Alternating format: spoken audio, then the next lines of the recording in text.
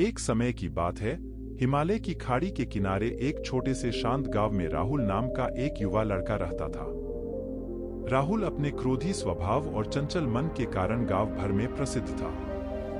उसका मन हर समय विचारों से भरा रहता था। सोचो कि उसके विचारों के तूफान ने उसके मन को एकदम बेचैन कर दिया था। उसके जीवन से शांति मानो गायब हो गई थी और वह हमेशा अपने ही ख्यालों में खोया रहता था और तनावपूर्ण जीवन जी रहा था। उनके अशांत मन और क्रोध के कारण उनके अपने परिवार के सदस्यों और गांव वालों से भी संबंध अच्छे नहीं थे, जिससे वह और भी अधिक अकेला और अपमानित महसूस करने लगा।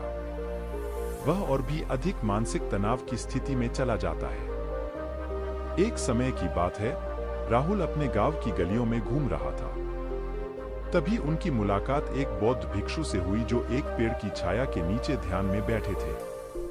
बौद्ध भिक्षु के चेहरे से निर्मल शांति की आभा झलक रही थी। इस असीम शांति में राहुल बौद्ध भिक्षु की ओर आकर्षित हुआ। जब राहुल बौद्ध भिक्षु के करीब आया तो उसे अपने आसपास एक सकारात्मक ऊर्जा का एहसास हुआ।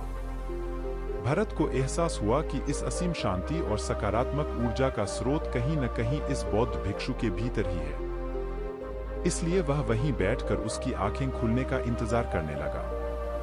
थोड़ी देर बाद जब बौद्ध भिक्षु की आंख खुली तो उसने एक युवा लड़के को अपने सामने बैठा पाया, जो बहुत तनावग्रस्त और नकारात्मक भावनाओं से भरा हुआ लग रहा था। राहुल ने बौद्ध भिक्षु की ओर उदार भाव से देखा और बहुत विनम्रता से कहा, मालिक, मेरा मन बहुत अशांत है और मेरे मन के विचार मुझे खाए जा रहे हैं। मुझे एक पल के लिए भी शांति महसूस नहीं होती। क्या आप मुझे सिखा सकते हैं कि मैं अपने अशांत मन को कैसे शांत करूं? बौद्ध भिक्षु ने राहुल की पीड़ा को समझते हुए करुण दृष्टि से देखा और कहा, मेरे प्यारे बच्चे, मैं तुम्हें एक कहानी सुनाना चाहता हूं। इस कहानी में मानसिक शांति और खुशी के रहस्य छिपे हैं। राहुल ने हाँ में सिर हिलाया और पूरी एकाग्रता से कहानी सुनने को तैयार हो गया। उनके अंदर जिज्ञासा चरम पर थी। वो कहानी सुनने को बेताब था। बहुत समय पहले की बात है, एक नगर में शक्ति नाम का एक आदमी रहता था। शक्ति बेहद महत्वाकांक्षी व्यक्ति थे और उन्हें हर काम में लोगों से मदद की जरूरत पड़ती थी। यदि उसे किसी से असफलता और बुराई सुनने को मिलती थी तो वह गहरी चिंता और तनाव में चला जाता था।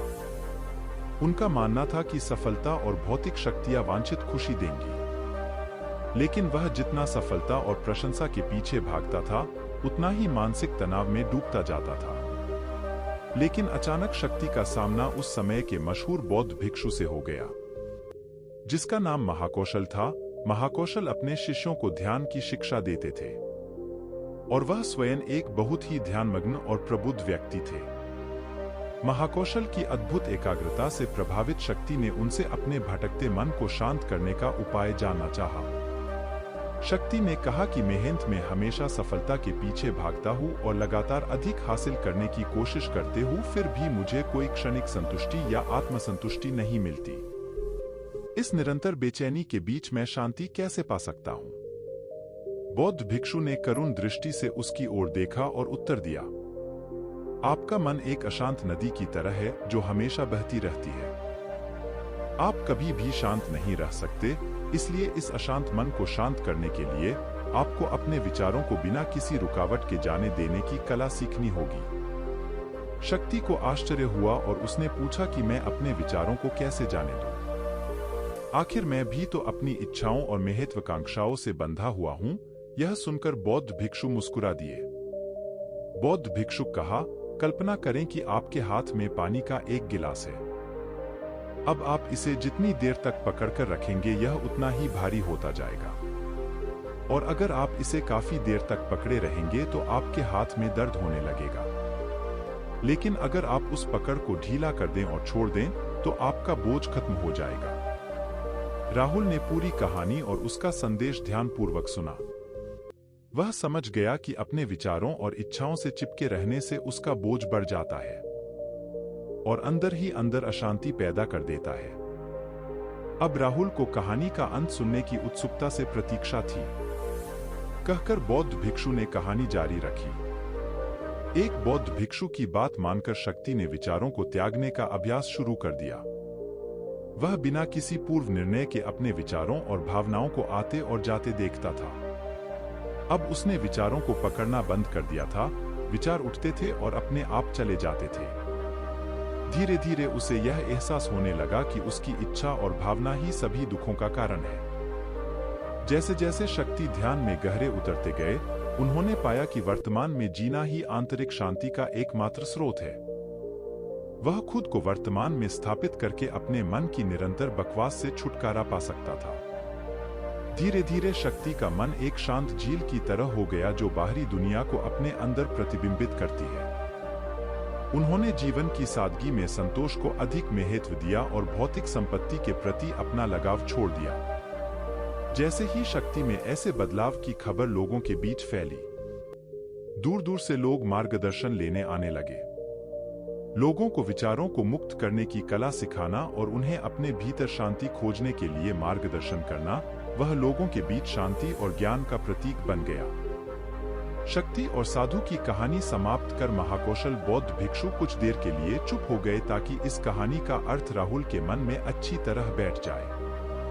राहुल ने बौद्ध भिक्षु की ओर देखा तो उनकी आंखों में अब एक नई समझ दिखाई दे रही थी। राहुल ने धीरे से कहा कि मुझे इस कहानी में ज्ञान दिखता है, लेकिन मैं इसे अपने जीवन में कैसे लागू करूं? मैं अपने अशांत मन को कैसे शांत कर सकता हूं? राहुल के इस सवाल पर बौद्ध भिक्षु गर्मजोशी से मुस्कुराते हैं और फिर कहा कि अशांत मन को शांत करने का अभ्यास आत्मजागरूकता से शुरू होता है। अपने भीतर उठने वाले विचारों का निरीक्षण करने के लिए प्रतिदिन कुछ समय निकालें। उन भावनाओं पर ध्यान दें जो आपके मन में आती हैं और देखें कि वे कैसे आती हैं और आकाश में गुजरते बादलों की तरह चले जाएं। राहुल ने आंखें बंद कर लीं और बौद्ध भिक्षु के कहे अनुसार अपने विचारों का अवलोकन करने लगे। जैसे ही उसने अपने भीतर उठने वाले विचारों पर ध्यान देना शुरू किया, उसे इसका एहसास हुआ। उसे अपने अंदर चिंता और इच्छाओं की एक निरंतर धारा बहती हुई महसूस हुई। सिर्फ एक एहसास ने ही उसे एक अद्भुत शांति का एहसास कराया। उन्हें यह भी एहसास हुआ कि यह सभी विचारों और भावनाओं से अलग है। बौद्ध भिक्षु ने आगे कहा कि जैसे शक्ति ने खुद को सभी मोहमाया से अलग कर लिया था, वैसे ही अपने मन को अशांतकारी विचारों और भावनाओं से मुक्त करने का अभ्यास विकसित करो।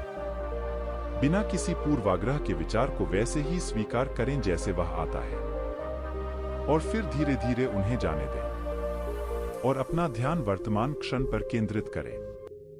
लेकिन राहुल ने टोकते हुए कहा कि अगर विचार और भावनाएं इतनी मजबूत हैं तो क्या होगा? बौद्ध भिक्षु ने कहा, यह बना रहता है और मन को छोड़ने से इनकार करता है। बौद्ध भिक्षु ने राहुल की बात से सहमति जताते हुए सिर हिलाया और कहा, ऐसे कई मौके आएंगे जब आपके मन में सवालों का बवंडर चल रहा होगा। जब आपका दिमाग आपकी बात ही नहीं सुनेगा तो ऐसे में आपको अपनी सांसों की ताकत पर विश्वास करना होगा। एक बार फिर भिक्षु ने राहुल से कहा, अपनी आंखें बंद करो और अपनी सांसों पर ध्यान केंद्रित करने के लिए अपने पेट को ऊपर उठता हुआ और मत्ता हुआ महसूस करें। बौद्ध भिक्षु ने बताया कि जब भी आपका मन अशांत हो तो तुरंत अपनी सांसों पर लौट आएं। सांस की वाद्य गति आपको तुरंत वर्तमान के चरणों में वापस खींच लेगी और आपको शांति का अनुभव कराएंगी। एक बौद्ध भिक्षु के निर्देशानुसार आने और जाने वाली सांसों पर ध्यान केंद्रित करने का प्रयास करें। इस छोटे से व्यायाम से उन्हें मानसिक शांति का अनुभव हुआ। उसे याद आया कि उसकी सांसें हमेशा उसके साथ थी, जो उसे वर्तमान क्षण की याद दिलाती थी, आराम और शांति लाती है। राहुल के इस विकास को देखकर बौद्ध भिक्षु मंद मंद मुस्कुराए और बोले, मेरे प्रिय, बेचैन मन को शांत करना एक ऐसा अभ्यास है जिसमें बहुत प्रयास और दृढ़ इच्छा शक्ति की आवश्यकता होती है, क्योंकि लगातार व्यायाम से मांसपेशियां मजबूत होती है। उसी तरह नियमित अभ्यास से मन भी शांत होता है। स्वीकृति में सिर हिलाते हुए इस बौद्ध भिक्षु को धन्यवाद देते हुए उन्होंने वादा किया कि आज से वह अपने अशांत मन को शांत कर सकेंगे और अपनी गैर शक्तियों को मुक्त कर सकेंगे। बौद्ध भिक्षु ने राहुल के कंधे पर हाथ रखकर कहा, मुझे आपकी क्षमता पर बहुत भरोसा है और आपको जल्द ही आंतरिक शांति मिलेगी।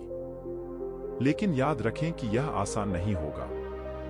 लेकिन अगर आप दृढ़ इच्छा शक्ति और खुले दिल से प्रयास करेंगे तो आप निश्चित रूप से वह शांति पा लेंगे जो आपके अंदर है। उस दिन से राहुल अपने अशांत मन को शांत करने का प्रयास करने लगा और हर दिन ध्यान करने के लिए एक अलग समय निर्धारित किया। उसने अपने मन में उठने वाले विचारों को बिना किसी रोक-टोक के जाने दिया और अपनी सांसों के जरिए खुद को वर्तमान में बनाए रखने की कोशिश की। समय के साथ अभ्यास करते हुए राहुल को अपने अंदर शांति का अनुभव हुआ। जैसे जैसे समय बीतता गया, राहुल को ज्ञान और शांति का स्रोत कहा जाने लगा। जैसे जैसे समय बीतता गया, भरत को ज्ञान और शांति का स्रोत कहा जाने लगा। ग्रामीण अपने अशांत मन को शांत बौद्ध भिक्षुओं के शिक्षक दूसरों की मदद करते समय आत्मजागरूकता की शक्ति साझा करते हैं। बौद्ध भिक्षु आंतरिक शांति पाने की शिक्षा देते हैं।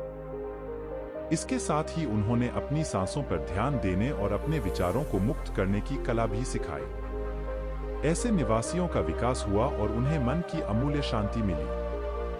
बौद्ध भिक्षु की शिक्षाओं और राहुल द्वारा संचालित अभ्यास के माध्यम से विचारों को त्यागने और वर्तमान में जीने की कला दूर दूर तक फैल गई। उन्होंने कई लोगों की जिंदगी बदल दी और जैसे जैसे समय बीतता गया, उनकी जिंदगी और भी बदलती गई। राहुल का शांत प्रभाव उसके गांव की सीमाओं से परे तक फैला हुआ था। आसपास के गांवों और शहरों से लोग राहुल के परिवर्तन की कहानी सुनते थे, उनसे सलाह लेने आते हैं। मन के बोझ तले दबे लोगों के लिए राहुल आशा की किरण बन गया। राहुल की शिक्षाएं केवल ध्यान और प्रवचन तक ही सीमित नहीं थी, बल्कि वह रोजमर्रा के काम जागरूकता के साथ करने पर ज्यादा जोर देते थे। वह लोगों को अपनी भावनाओं के प्रति जागरूक रहने की याद दिलाते थे।